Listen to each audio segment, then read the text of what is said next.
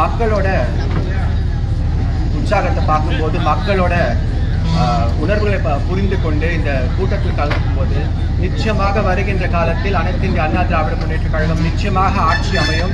அதே போல திமுக ஆம்புலன்ஸ் வைத்து மக்களை சாகடிக்கும் அரசு திமுக அரசு.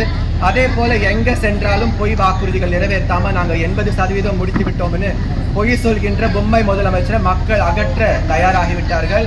இன்னைக்கு அதுதான் கொலையார் சொல்லி புதுக்கோட்டையில போட்டிருக்கோம். நிச்சயமாக தமிழக முழுவதும் இதே ஒரு பாணியில பதிலடி கொடுப்பாங்க. திமுக ஆட்சியை விரட்டி அடிக்க மக்கள் காத்து கொண்டிருக்கிறார். அதே போல நெல் பயிர் விவசாயிகளுக்கு ஒரு அவலநிலையை பார்த்து சிரித்து கொண்டிருக்கும் உதயநிதி அவர்களுக்கும் ஸ்டாலின் அவர்களுக்கும் விவசாயிகளை பார்த்து பொய் சொல்றீங்கன்னு சொல்ற முதலமைச்சருக்கும் துணை முதலமைச்சருக்கும் மக்கள் சம்பட்டடி கொடுக்க காத்து கொண்டிருக்கிறார்.